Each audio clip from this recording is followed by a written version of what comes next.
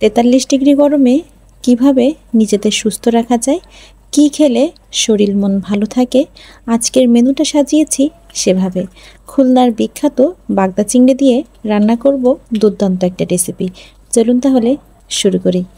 প্রথমে কড়াইতে তেল দিয়ে নিলাম, তারপর দিয়ে দিব পেঁয়াজ আর কাঁচামরিচ, ব্যাস আর কিছুই না। খুব ভালোভাবে নাড়াচাড়া করে নিলাম। নাড়াচাড়া করার পর দিয়ে দিব লবণ, তারপর চলে যাবে হলুদ গুঁড়া দিয়ে আবার নাড়াচাড়া করব তেলের উপর, যাতে পেঁয়াজ আর মরিচটা খুব ভালোভাবে নরম হয়ে যায়। একটু ভাজি করার পর যখন নরম হয়ে আসবে তখন দিয়ে দিব ধুয়ে রাখা চিংড়িগুলো। এগুলো বাগদা চিংড়ি, আবার চিংড়ির কিন্তু অনেক প্রকারভেদ আছে। বাগদা চিংড়ি আছে, গলদা চিংড়ি আছে, তারপর হরিণা চিংড়ি আছে, ছোট চিংড়ি আছে, অনেক প্রকার। আর খুলনা যেহেতু চিংড়ির কারণেই বিখ্যাত, এজন্য খুলনার বিখ্যাত চিংড়ি মাছই বললাম। তো আমার মতো আপনারা নিশ্চয়ই চিংড়িটা খুবই পছন্দ করেন। তো আজকে যেহেতু প্রচণ্ড পরিমাণ গরম পড়েছে খুলনাতে, এজন্য চিংড়ি দিয়ে কোনো রেসিপি করব, সেটাই আর কি আজকের আয়োজন। তো চিংড়িটা আমি একটু কষিয়ে নিব।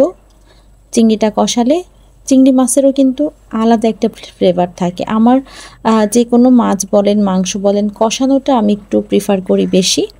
তো আজকের রেসিপি কিন্তু পেঁপে দিয়ে চিংড়ি মাছ।